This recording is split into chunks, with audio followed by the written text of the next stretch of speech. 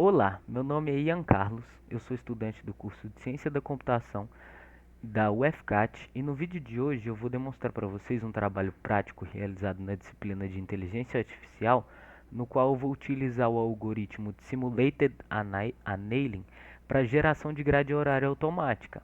No caso, você vai entrar com parâmetros de matérias, professores, horários de aula e salas disponíveis e ele vai gerar para você uma grade horária completa.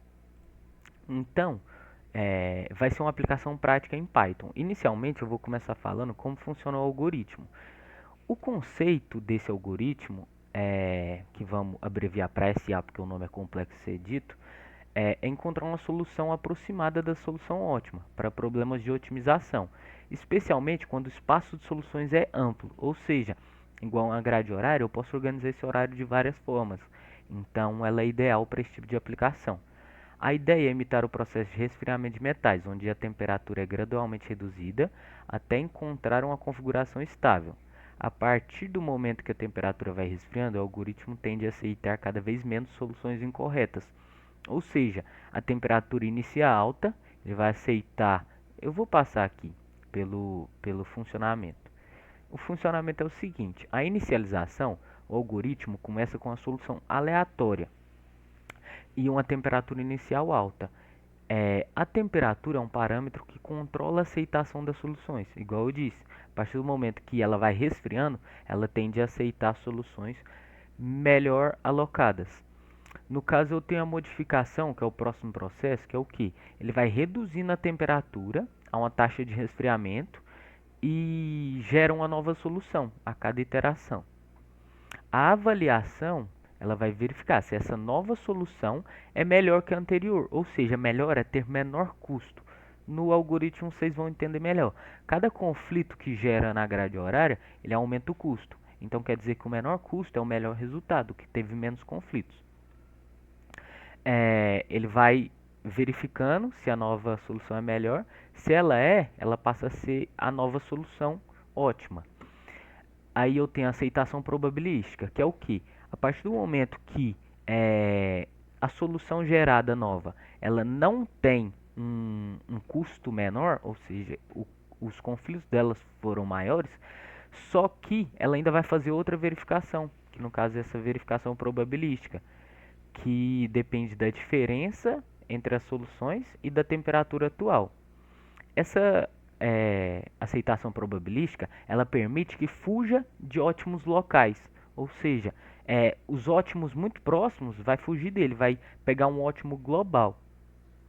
Aqui eu tenho o resfriamento, que a cada iteração a temperatura é reduzida em uma taxa, resfriando lentamente. O resfriamento lento permite que o algoritmo explore soluções antes de fixar uma solução ótima, enquanto um resfriamento rápido tende a levar a resultados subótimos. Ou seja, se eu tenho um resfriamento devagar, ele vai verificar várias opções. Se eu tenho um resfriamento rápido, quer dizer que eu posso chegar ao limite de temperatura mínima e ele não encontrar a solução ótima, e sim uma subótima. No caso, eu tenho a divergência, que o algoritmo termina após um número definido de interações, ou quando a temperatura chega a um nível mínimo. A solução final é a melhor encontrada ao longo de todo o processo. Então agora vamos para o código para vocês entenderem melhor como funciona o algoritmo. Inicialmente eu utilizei as bibliotecas Handle e Pandas. A Pandas ela é para gerenciar grande base de dados. No caso, os parâmetros que eu passei foram os dias da semana disponíveis, horários de aula, salas, professores e matérias. Aí aqui eu criei um dicionário chamado grade turma, que ele vai ligar o nome da matéria, a quantidade de aulas semanais que ela vai ter. Então, inteligência artificial tem 6, redes tem 6, análise de algoritmo tem 5 e assim por diante. Professores e matérias é a mesma coisa, é um dicionário que vai interligar o nome do professor com as disciplinas que ele, que ele, é, que ele presta, a disciplina que ele dá aula. Então aqui eu criei uma função chamada calcular custo, que é exatamente aquilo que eu informei. Ele vai percorrer todos os dias e horários e verificar. Se tiver algum horário que ele foi gerado que bateu com o que já existe, ele vai acrescentar o custo 1. E posteriormente ela vai retornar o custo final da quantidade de conflitos que teve. Aqui embaixo eu também tenho a função gerar horário inicial, que é como eu informei, vai gerar um horário aleatório inicialmente. Aqui ele vai percorrer todos os dias, todas as matérias e ir criando cada horário. Aqui embaixo eu já tenho a função do algoritmo, que no caso ele vai precisar das seguintes informações.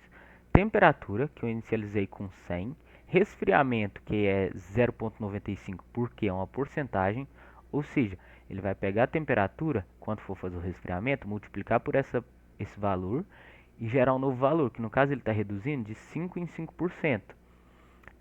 O horário atual, ele vai receber inicialmente a grade horária gerada aleatoriamente no início. O custo atual, ele vai receber o calcular custo, que no caso é essa outra função que eu já passei. Beleza. Depois disso, ele vai entrar no while. Por que o while? Igual eu informei. Enquanto a temperatura não chegar em um mínimo, ela vai continuar executando, buscando novas soluções. E a partir do momento que ele diminuir do valor 1, ou seja, ele tem que ir diminuindo 100, 5 em 5%, até diminuir do valor 1. A hora que diminuir do valor 1, aí ele vai sair do while. Mas enquanto não, ele vai executar isso aqui. Ou seja, o novo horário, ele vai receber o horário inicial. Depois, o novo custo vai receber o custo gerado pela função. Depois eu vou verificar. Se o novo custo for menor que o custo atual, eu faço isso aqui. Ou então, se usar aquela probabilidade que eu informei lá no slide, que ele vai fazer uns cálculos para fugir do ótimo local. Então, o horário atual vai receber o novo horário e o custo atual vai receber o novo custo. Ou seja, isso aqui só vai acontecer, essa transferência de informações, a partir do momento que ele satisfazer uma dessas opções. Ou seja, o custo que foi calculado por último tem que ser melhor do que o que já existia, ou seja, o menor custo possível, e essa probabilidade for menor que a anterior. Então aqui, depois de fazer essa verificação e alterar o novo horário, o novo custo, caso necessário, ele vai pegar o que? Vai pegar a temperatura e multiplicar pelo resfriamento para fazer essa diminuição da temperatura. Que no caso ela vai começar com 100, a partir da primeira iteração vai para 95, que ela é multiplicada por 95%. E vai retornar o horário atual. E no caso ele vai fazer essa verificação até a temperatura abaixar de 1. Ou seja, vão ser várias execuções. Então, aqui embaixo eu também tenho uma função exibir horário, que ele vai simplesmente mostrar o print dos horários, criar a tabela também, que no caso eu vou dar como saída um arquivo Excel. E aqui, ó, o data frame, ele vai pegar as informações de dia, matéria, professor, sala e horário para criar meu arquivo Excel tabular. E depois eu vou printar esse DF, que no caso vai ser o print dos horários que vai aparecer aqui no console. Aqui embaixo eu tenho a função para salvar o arquivo em XML, XML não, em Excel, que é XLSX, e aqui no caso é só a execução do programa, que o horário final vai receber essa execução, ou seja, ele vai percorrer o algoritmo enquanto a temperatura for maior que 1. E aqui depois eu vou pegar o salvar horário, que ele está aqui dentro, que ele vai fazer o que? Ele vai exibir o horário no console, vai criar o arquivo Excel e vai printar que foi salvo o arquivo. No caso, basicamente, o algoritmo é esse. A parte mais importante dele é essa aqui, que é realmente o funcionamento do algoritmo, que, como eu expliquei anteriormente, todos os passos foram definidos aqui. Então, eu vou demonstrar a execução. Aqui, eu já tenho os parâmetros que eu passei, né, das matérias e tal. Só que eu poderia também colocar livre para que o usuário entrasse com essas informações. Então, eu vou executar, ele vai dar para a minha saída, que no caso, como são 4 horários por dia, 5 dias por semana, daria 20 aulas na semana. Só que como são duas salas, são 40 aulas. Então vão de 0 até 39. Então vocês podem ver que ele me deu o output aqui do dia da semana, a matéria, o professor, o horário e a sala. E ele também gerou o arquivo XLSX, que no caso eu vou fazer o upload dele aqui para demonstrar para vocês.